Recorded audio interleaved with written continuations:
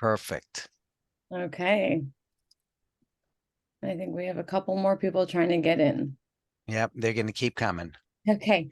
All right, guys. So I'm going to get into, I guess, just a quick introduction about the technique itself.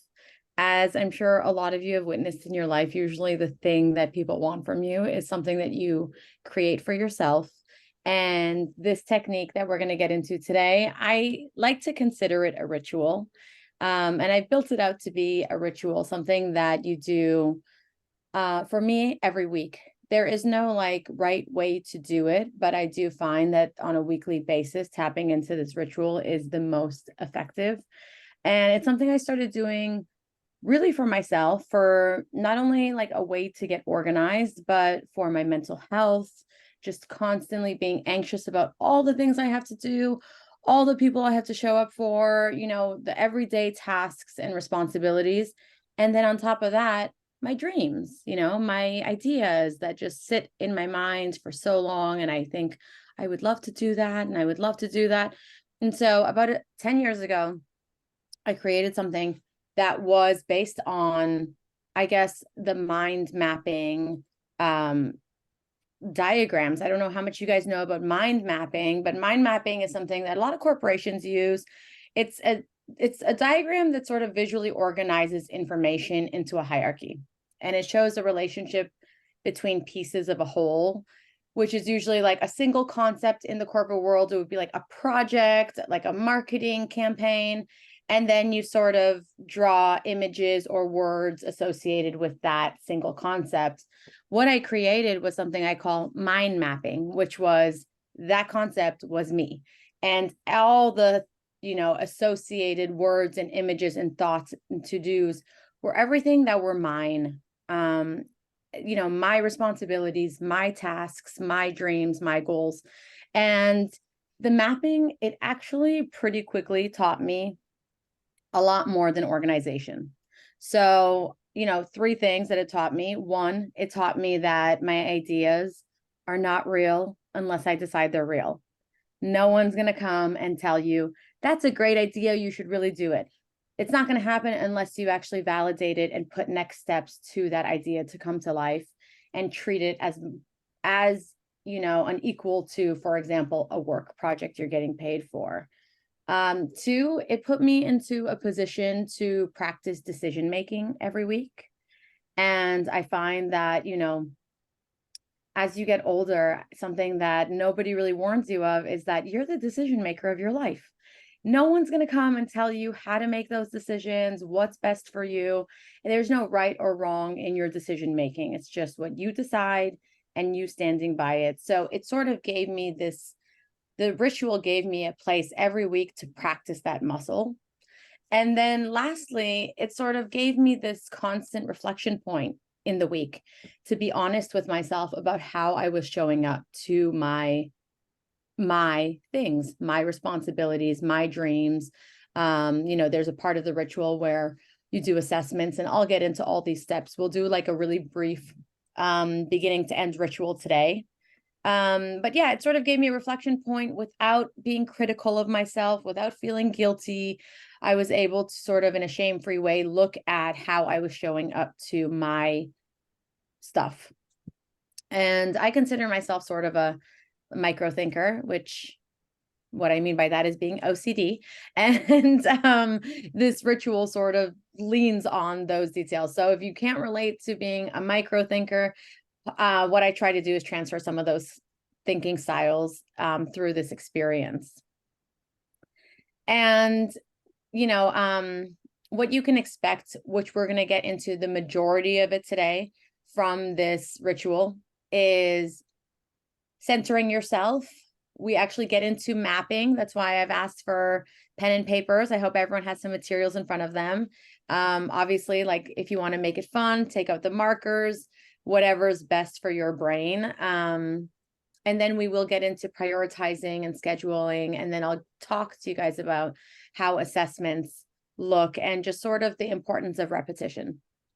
So, why I ask for pen and paper specifically is that, for years that I have done this thing, I have spent a lot of time putting things into, my digital calendars and the phone. And there's just a really tangible difference between when you do something pen and paper and use your hands versus when you're just putting it in a digital. I can't like explain it outside of just magic or manifestation, but there is something very real too that I've witnessed so many times that I had to take it seriously, is that pen and paper really is a really great starting point. And then we will go into transferring it into the digital tools that we use to keep ourselves organized. And then lastly, oh, is that my own voice? Okay. Obviously this group, it's not the most intimate group. There's a lot of us here. Either way, usually I keep these classes to about 4 to 6 people. We're doing like a greater intro into it, but no matter how many people there are, obviously recognizing that we're here to support each other and respect each other's safety and privacy and vulnerability, because as much as this is a really great practical tool, there are a lot of heart-centered things that come up in this journey when it comes to how we show up to ourselves, how we show up to our dreams, how we show up to our responsibilities. And I know you've all come with your own wisdom. And so I just look forward to sort of the space we're going to hold for one another today. So we're going to take a minute to actually just ground ourselves and settle into our bodies and come right into this moment. So you can do that on camera, off camera. If you need to do a little shake, a stretch, a glass of water, a little dance, whatever you want, I'd love to welcome you guys here.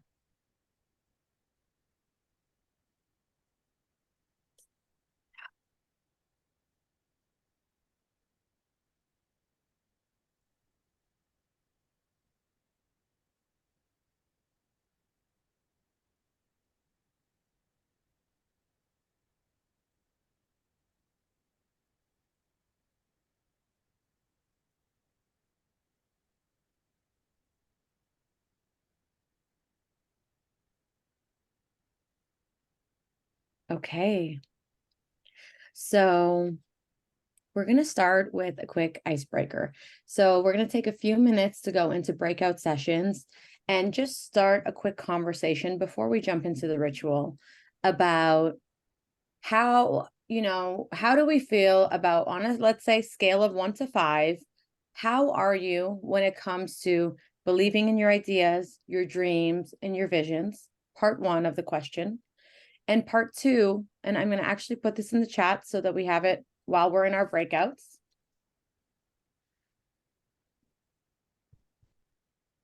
And I would love when we break out for everyone to answer both ends. So on a scale of 1 to 5, how are you when it comes to believing in your ideas, dreams, and visions? And part 2 of that, what are any blockers that you can recognize? And I'll get into this a little later on, but I think you'd be surprised how many of these blockers are just universally shared, and very relatable. So before we jump into breakouts, want to make sure everybody has pen and papers so that when we get back together, we could start, into our ritual. Awesome. And Jonathan's going to break us out. We're going to join you guys in some of these groups. So just introduce yourselves if you don't already know one another, and then answering these sort of part 1 and 2 of the questions. Okay. And we'll do this it'll be about a 5-minute breakout? Yeah. Okay, good. Thanks.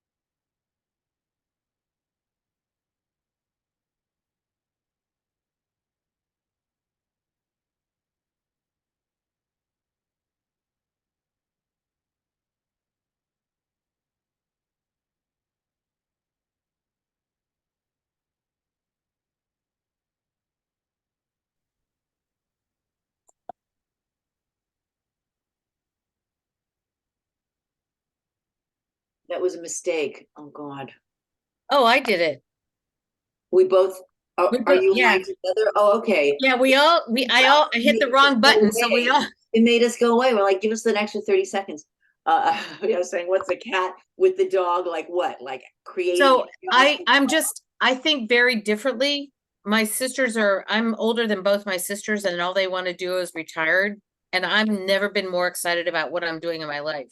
Uh, So I said to I was trying to tell her, we went on a road trip, and I'm trying to tell her what I'm doing and the courses I'm creating and the people I'm coaching. She's like, Larry, it's like you're speaking a different language. oh yeah. So, but that's how it goes. Yeah. That's cool. We sound very cool. Thanks. Hi, guys. Hi. Great. Okay. Oh, just because I am a little curious, I would love if you guys do want to put into the chat sort of like what number you fell under and like using a word to describe a word or two to describe what your blockers are. I would love to just review that while we get into mapping. You could just drop it in the chat or you could send it directly to me, whatever you feel more comfortable with. But yeah, already heard a lot of like, yeah. Okay, so let's get into it. Let's begin mapping. The most important thing I want you to remember as everyone's doing their first map is that there is no right way to do this. You might do your first map and entirely rearrange it next time. It is an evolving space, so we're going to put perfectionism to the side, no matter how much it blocks us, okay? There are a few steps I want to review and be clear on before we get into it. Centering ourselves. So the map, it does revolve around a system, and namely that is our belief systems. So the center of all of this, which might be uncomfortable for you, is you. It's not a project, it's not work, it's you. And I want you guys to really think about what you want your map to look like in the intentions of this is a representation of you. So beyond finances and work, which may make, some space in your map, what else shows up on that paper today? What takes up space in your mind that you want to start taking seriously? And lastly, believing. I would love to just like make this clear with your ideas. You're not crazy and it's not stupid. So this is just something I always want to remind people is, if you don't believe in your ideas, then your ideas don't come to life. So a big part of this ritual is believing in your ideas, in your dreams. And it is a vulnerable thing. I have had students before who, they're like, oh, like, I don't know why photography is coming up. I don't have an answer to it, but it's coming up. And it's like, please make space for what comes up. It doesn't have to be so logical. So it doesn't just have to be finances, health, relationships, this collaboration, this work stuff. It can be, this like children's book that I've always wanted to write that I've never started. It can be whatever really runs through your head that you want to give space to. So, we will begin by putting our name at the center of this page and drawing a circle around it. You could draw a heart around it, whatever you choose. Everything is going to stem out of this main circle. So we're going to do this in 2 phases, and you can feel free to do it however your brain flows most naturally. But I want to quickly review the 2 things that we'll have on our maps. We'll have macro buckets and we'll have micro buckets. So the macro buckets are the first ones that sort of come out of the center of your name, which will include your projects, your tasks, all the adulting things you need to do, your taxes, whatever that is. Also, there might be things that don't exist yet that are just in your mind that you want to put on that paper. The micro is what stems out of each of those buckets. And this is where we get really granular and detailed with what is needed to make these things come to life, right? So, for example, writing that book would be a macro bucket, and the micros would be, well, what does that mean? It doesn't just mean write it and sell it, right? There's a million things in between that need to start being thought of. So really putting yourself in a position of being a project manager of all of your ideas. So I want you guys to start by writing out your macro fields, everything that's like on your to-do, everything that's taking space up. It could be health, bills, ways that you need to take care of others, collaborations, ideas that have been sitting in your brain for like too long, whatever that is. And if you want to flow directly from a macro into a micro, you can do that. If you want to just do all your macros first, remembering that like this is your first map. I've mapped for on a weekly basis for 10 years. So it will continue evolving. There's just no perfect point here. And if you do have any questions, feel free to ask them out loud to the group or message me and ask me if there's anything you want to specify.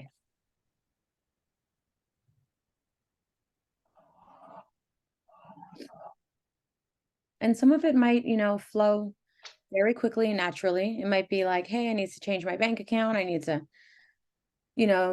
do my taxes, all these random small things that add up in our minds. I need to book that doctor's appointment. I need to find that specialist's number. And then there's dream buckets that might actually take a few minutes because you might not know what needs to happen to bring this stuff to life.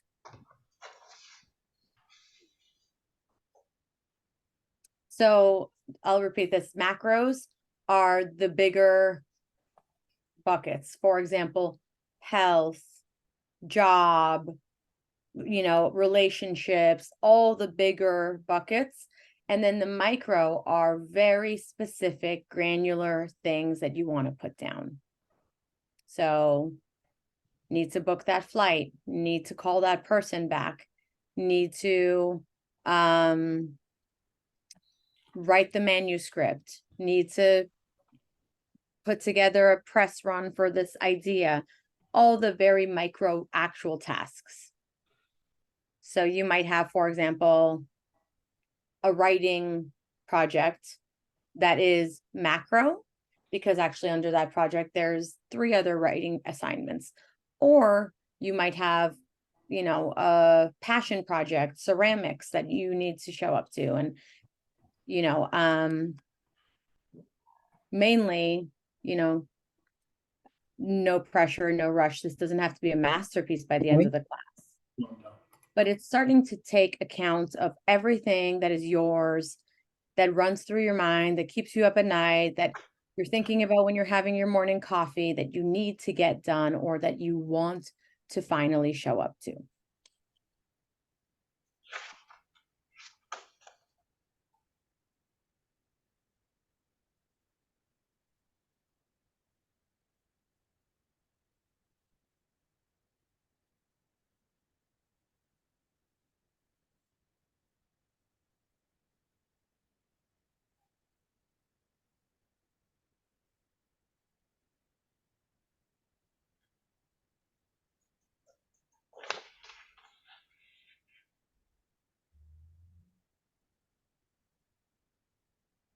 So sort of like a to-do list, but actually mapping it out into categories like bubbles, right? So if I would actually, let's see if I can pull up a image for you.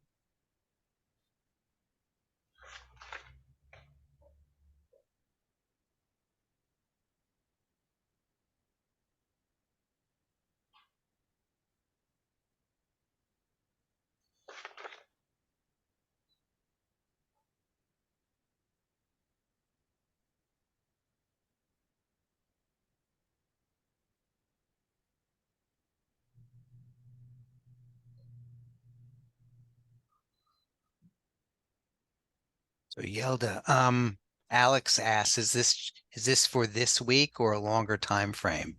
I would like for us today to do a more zoomed out approach. And that's a great question because in the course, we do zoom in and we zoom out in different ways. Today, I would love for you guys to just sort of zoom out and put everything in your mind on this map. And so actually, I would love to just quickly share screen. and show you guys just an example, a map example. So for example, here's a map with my macro buckets, right? Oh, I have like my finances, my health, my relationships, my nonprofit, the book I'm writing, other writing projects, I'm pregnant, all the baby stuff I need to do. And then when you sort of continue building out, you find there will be multiple things under these macro buckets you want to get done. And then if I were to zoom in and show you like an example of what that looks like is, okay, my book, for example, I have to figure out the cover design. I have to figure out the social assets design. I need to figure out how am I rolling out my pre-orders. I have to write the description for Amazon.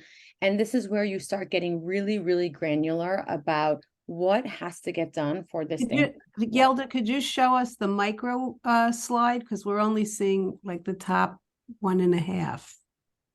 Let me see. What are oh, give me 1 second. What are you seeing that I'm, give me 1 sec. So let me try to do this.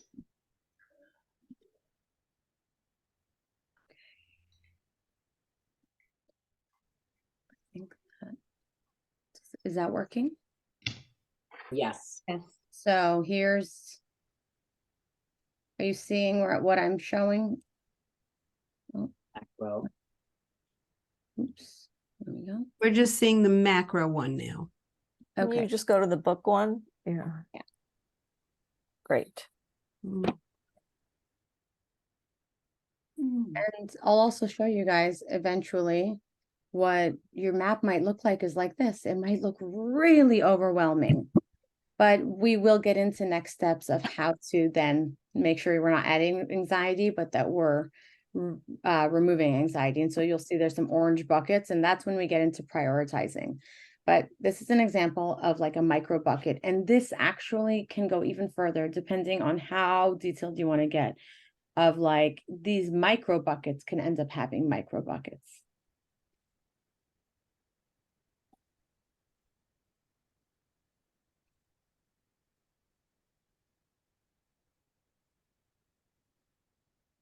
So we go from macro, we sort of build out, for example, and then eventually we will go into prioritizing what ends up being priority. We'll get into that.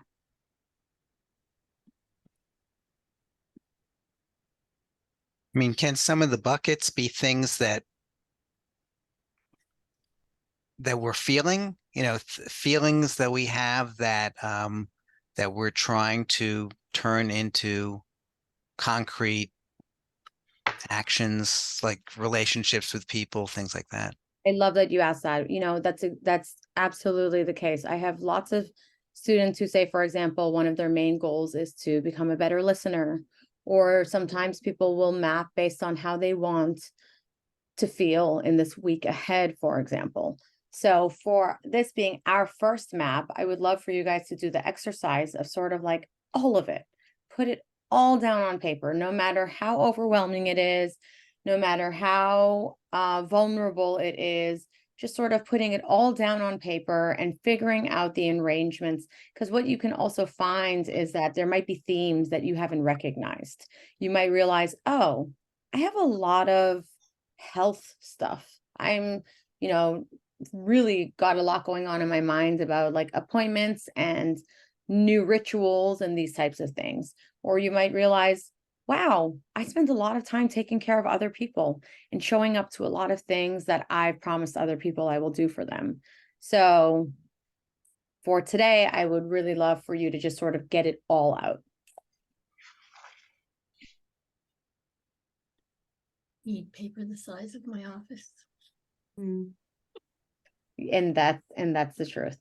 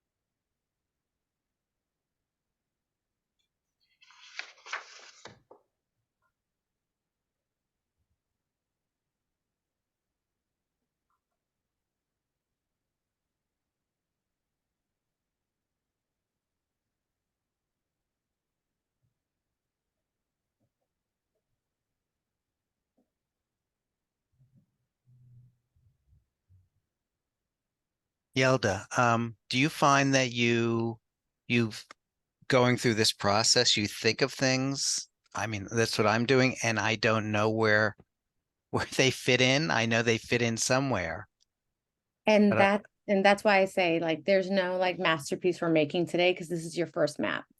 By next week, for example, in your second map, you'll even have more clarity about, oh, maybe this is how I actually want to arrange it.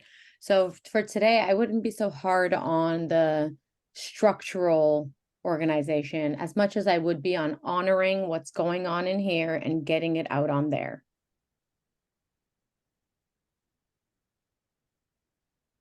And there have been times where I've had a miscellaneous macro bucket.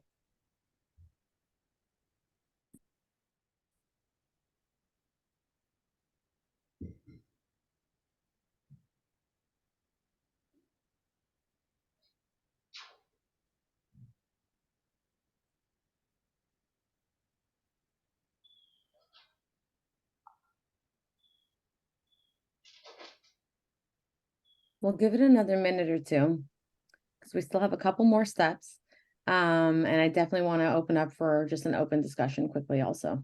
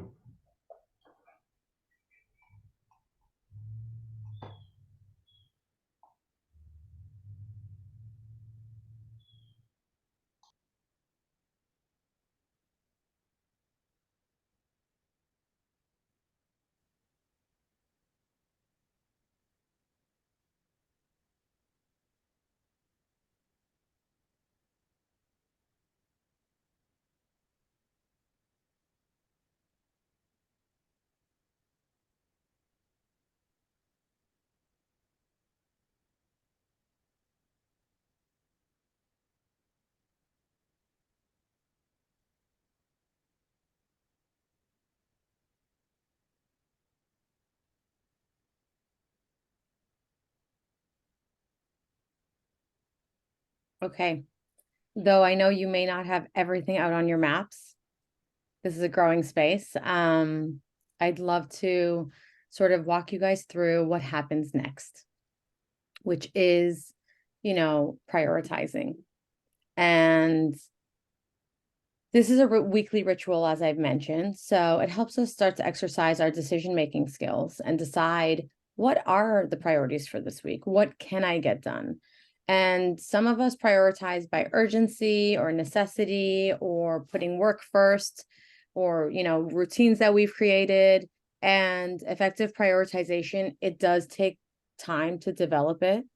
And it requires constant reflection. We have to adjust based on circumstances and goals changing. So what I want you guys to do is to make sure to take into consideration what your week ahead already looks like. And I love that we're doing this on a Monday. I really love mind mapping on Sundays, Mondays, sort of the top of the week, where you can look at the week ahead and you could be realistic, not hasty about, what can get done this week. And this is, this ritual is to lessen anxiety and not to increase it. So what I find a lot is in the first week, students will feel very overwhelmed with these big maps that have come up. And they're like, oh my God, there's so much I need to show up to. But then when we remember that this isn't about, there are things that can be done and should be done and must be done. Not everything is a priority. And so if we admit that, we probably will say, I don't have time less often. And we'll just admit some things are not going to be priority for me this week. And it actually starts to lessen the anxiety because you have put yourself in a position of power to decide, this is my priorities. This is what I'm deciding are my priorities. And everything else I'm deciding can wait for another week. And next week I will assess and reassess and reprioritize. So by week 2, I already find lots of students will, in making their second map, already feel less anxious because they'll realize, oh, I'm not supposed to get everything done. I'm not supposed to get to the destination point in everything that sits here. I am just supposed to get into the habit of small steps and showing up to these things. So as CEOs of our lives, I would love for us to take a minute, obviously take a minute or two to pluck out the top priorities from your map and analyzing your map and deciding what makes priority this week, not looking further than this week ahead, being able to look at your map and decide what makes priority for this week. You might pick 2 things. You might pick 6 small things. You might pick 1 big thing. But that's our next task.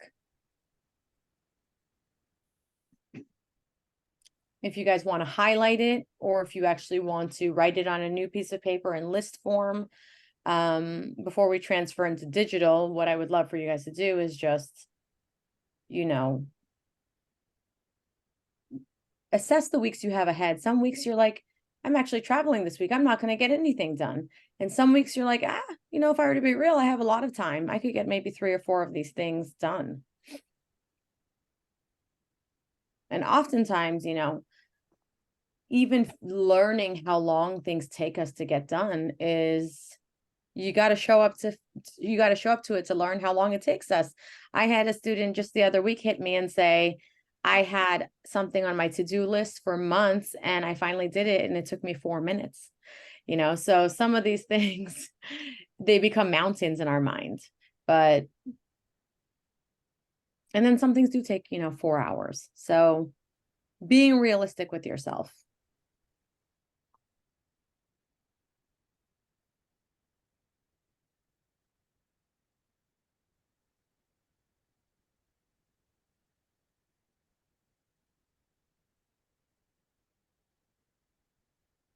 Yelda, did you think it's a good idea to spread out your priorities, meaning to take things from different areas as a balance? I actually recommend that is a part of your decision-making process, and being able to practice making those decisions for yourself, because there's no right answer. Some weeks you might want to just tackle one macro bucket, and some weeks you might want to do a couple different things based on how much time you have in the week. So I think, again, there's no right way to do this. This is really about making decisions for yourself.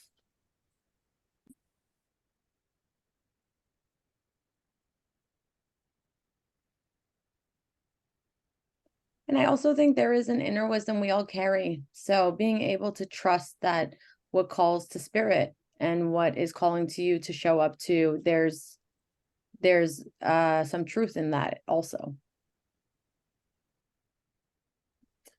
Some weeks people will say, I only showed up to the fun things. And some weeks people will say, I finally did all the tedious crap that I've been avoiding.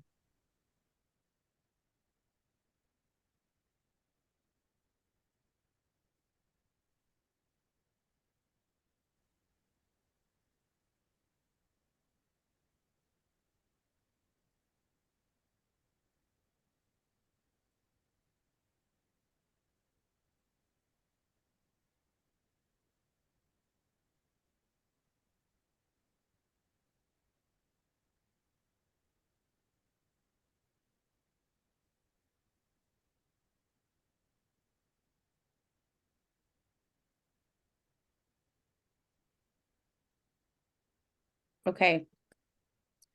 I want to respect everyone's time. So I want to quickly go over the next steps that would happen in like a full length course in on the weekly basis. And what we would do is we would now take our priority list, and I would really recommend for everyone to do this after we sort of log off, is it's the commitment part of the ritual.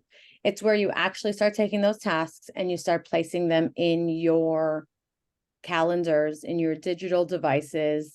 It's, you know, a pledge to your aspirations. It's not just about time management.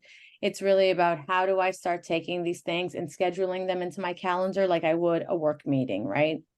And, you know, I actually send students an energetic breakdown of each day of the week. I'm not sure how many people know this or buy in, but every day of the week sort of also has an energy to it. So for example, Wednesdays are great days for communication.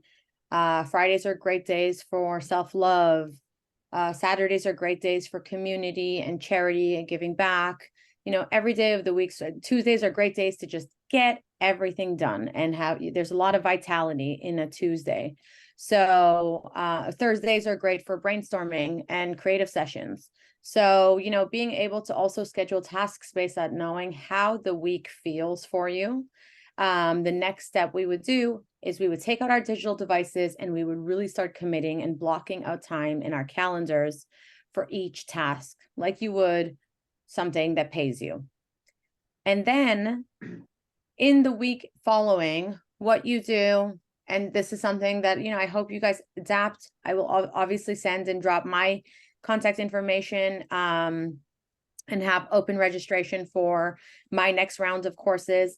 But we would do assessments at the beginning of every class. So you actually come back to your map and you assess how you did. It's your checks and balances moment of the week where you face yourself. And the map is sort of like a blinking game with a friend that never blinks. It's just going to keep staring at you until you get it done. And, you know, what you'll find is that when you start assessing, it's really important to not be critical with yourself, because some weeks things will get done, some weeks things won't get done. Maybe you were busy, maybe you were lazy. Either way, it's okay. And, you know, I believe very much in gradualism. Things don't happen overnight. And I think this practice will remind you of that, you know, sometimes we feel like nothing's getting done. But when you start getting into the ritual, you realize things are getting done. It just takes longer than you imagine. And it happens in smaller steps than you hope for. So how do we practice self-compassion and reflecting without judgment? And then, you know, as we give ourselves sort of the tools to be responsible and do it without shaming ourselves, we are getting our reps in. So no different than going to the gym and getting your reps in, no different than sort of anything else. Like repetition is such a vital part of personal development. And it's important for not just building habits, but also like getting your brain to make things more automatic. So that's why, you know, this technique, it's so much better when you do it in a repetitive way and you really show up to it every week, a brand new map, brand new assessment, doing your priorities again and again.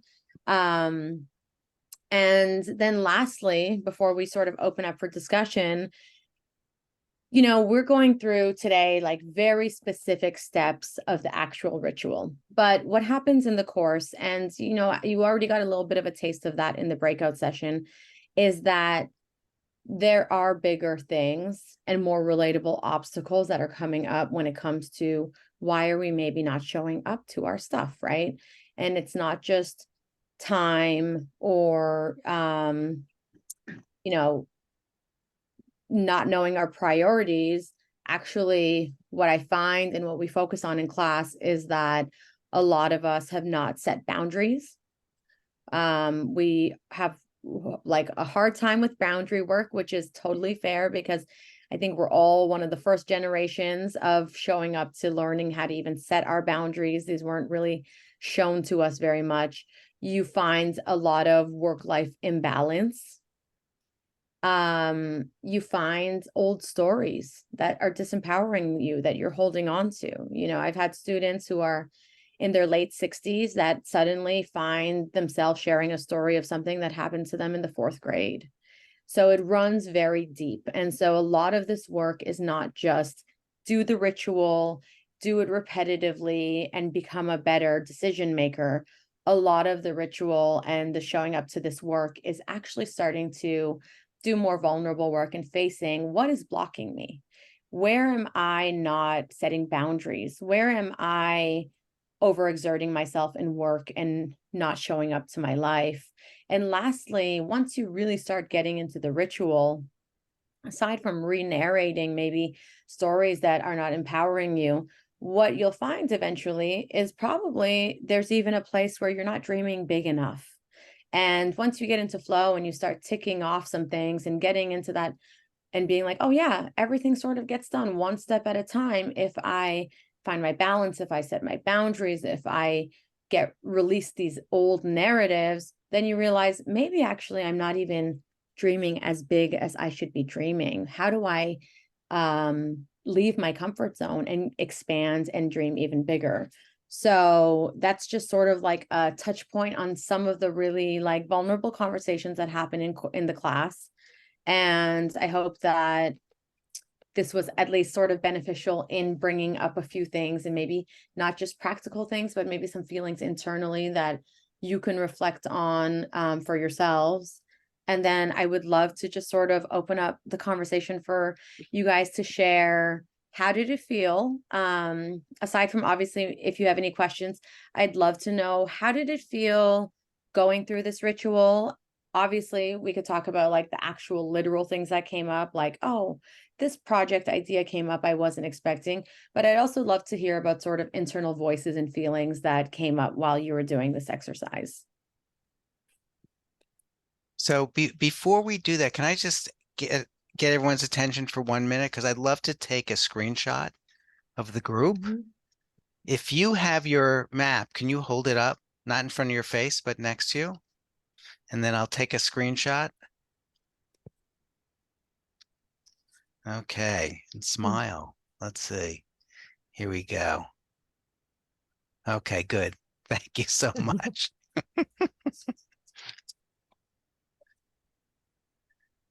But don't What that publish it. You're means not is gonna now be that able to zoom into the, Yeah, right? just don't publish said- my map. now that we showed everyone, we're going to hold each other accountable for the priorities that we highlighted. Mhm. So questions? I have a question. Sure. Yelda, thank you very much, because I'm a list person, and so I like this organization. My question is, from week to week, so like I get the prioritization, we're going to get done what we can get done and reflect on that. But next week, should I be like starting with this? Should I like, or you're supposed to start from scratch each time to see the pattern of what keeps showing up? Absolutely. So I really encourage people to do a new map every week. And there is a world where your map might look the same the next week, but oftentimes, even subconsciously, your map will come out differently and it will be arranged differently. And sometimes you'll realize maybe that thing isn't really calling to me anymore, or you'll realize this thing keeps coming up. So I think that it's really important to assess the map from last week. So I'd love to start the ritual with assessing last week's map, looking at what came up, looking at what got done, being able to reflect on why did some things get done, why didn't some things get done. But then when we remap, it's a brand new map. But how do I, if someone's like, what I worry about sometimes is that I'm creating lists as busy work to avoid the other things. Avoid So what doing I the don't want to work. do, what? Avoid doing the work, yeah. The dream work, like the big, but like, that's what I mean. So like, how would you advise someone like me who I feel like I'm not spending enough time scheduling the bigger, like, so I have my big circles, which I love, but then, I could go all day long, on like this one area, but I don't know that that's the best thing that I want to do each time. So I think that maybe being able to clarify what are the actual granular details that need to get done, the very small steps, right? Because everything that needs to get done is just a million small steps that have to get done to get that big thing done. So I think it's not just about doing these macro buckets and knowing what your big goals are. It's about getting really, really detailed about what those small things are and then actually showing up to those things. So Right. for Okay, so it's not supposed to be a list of everything that you have to do this week. Like you don't want to put your grocery shopping on there, right? Like this is really just supposed to be from the big, okay. Okay. So it really is about like, what are the things that take up a lot of space in your mind, getting them on paper, getting them organized, and figuring out what are the actual next steps to get this thing to life. Okay. So a lot of the time, Oprah will say it, is that people don't show up to a lot of their vision. Maybe they're not living the life they think they want to live. And it's not because they don't work hard, and it's not because they don't deserve it. It's because they don't have an actual vision of what they want their life to look like. So a lot of this is doing the vision work of, okay, I've wanted to be, I've wanted to write this book. I'll use a book as an example because I'm writing my second book. This book wouldn't come to life if I didn't decide it's coming to life. No one's, knocking at my door and telling me to write this book. So for me to bring this to life, what really needs to get done? Well, a million things, right? But what I have to do is actually start listing those things, looking at those things, scheduling those things, showing up to them. And hopefully by next week, that has the needle has moved forward just a little bit.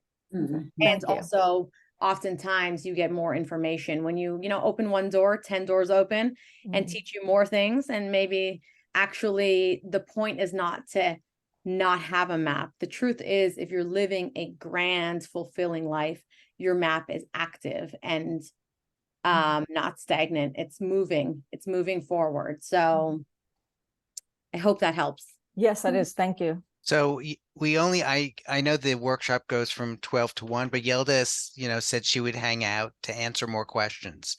So if there's any other questions that that anyone wants to ask, I mean, I have a question.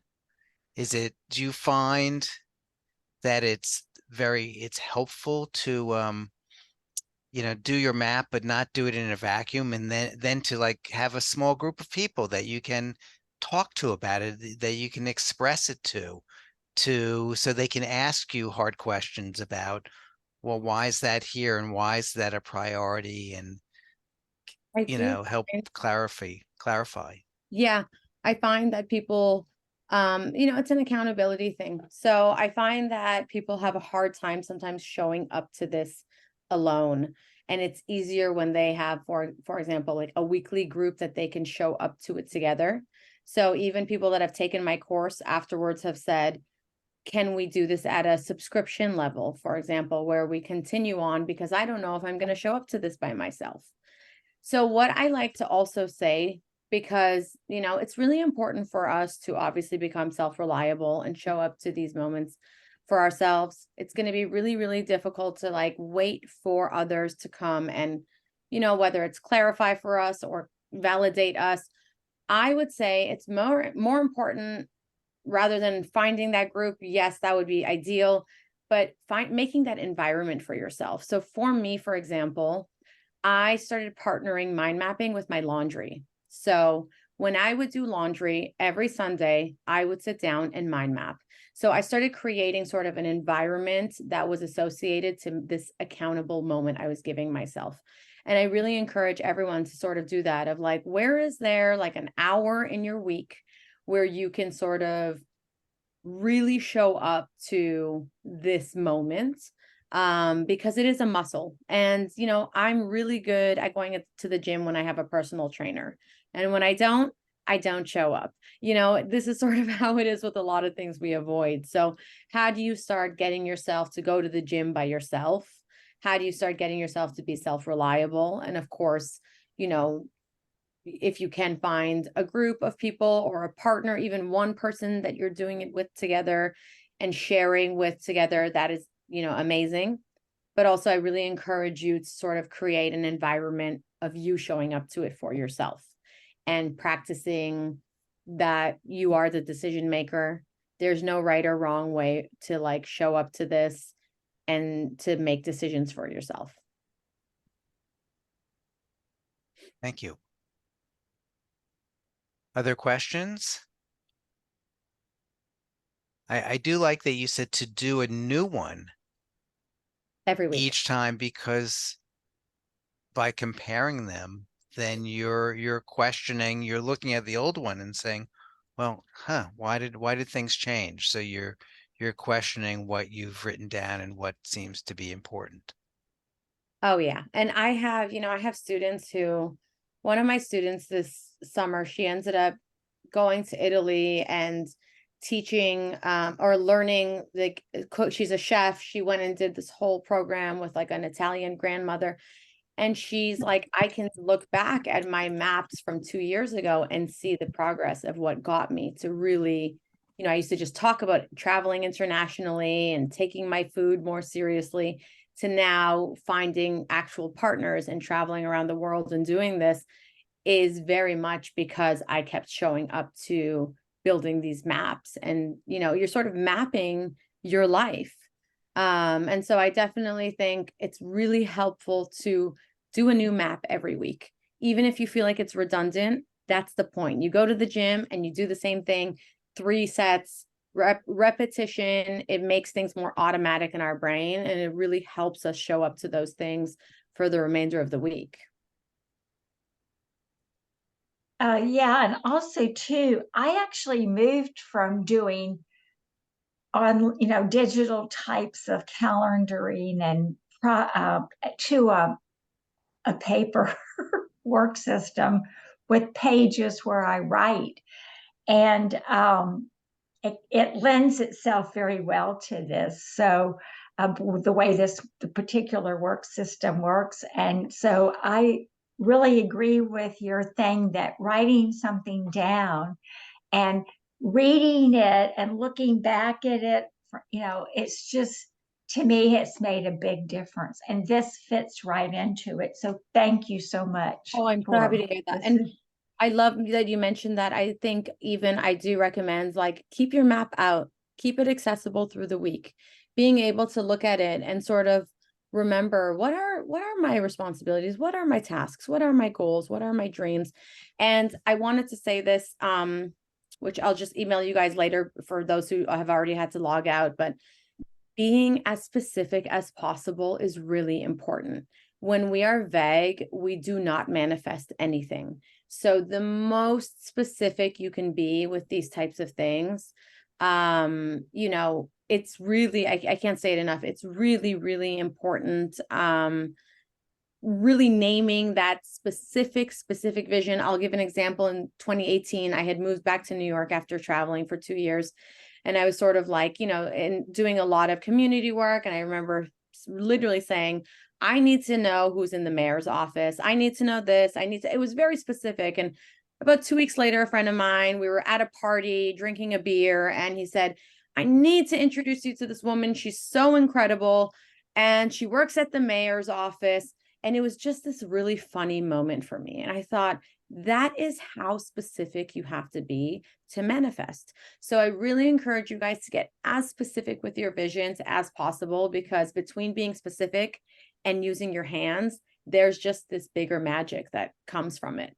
Mm-hmm. And breaking things up into the smaller parts by being specific makes it less overwhelming. Yeah.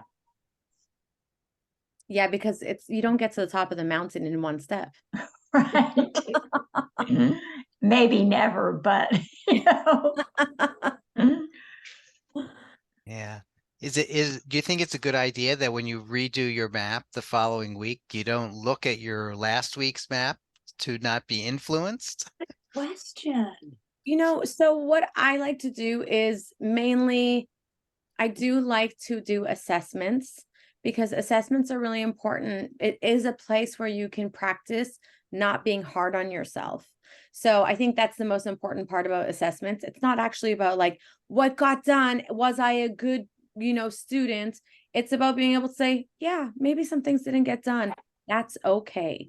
How do I take away these moments of being so critical on myself, being shameful, feeling guilty, not feeling like I'm doing good enough?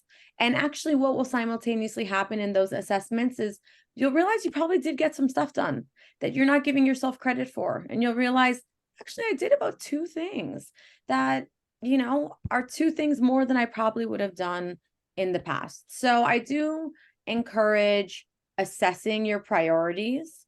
You don't have to really go back to the last map. You could just go to your priority list that you've pulled out, and then start with a new map. Sounds good.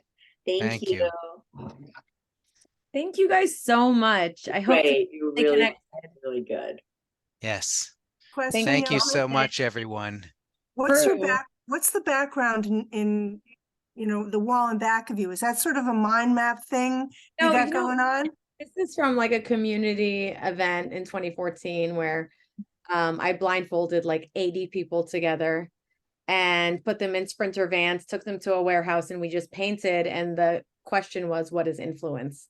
And everyone had one color of paint and one type of paintbrush. So the concept was, if we want to bring this to life, we got to collaborate. And this is sort of the piece that came out of it. We ended up having some incredible artists and Oh, beautiful.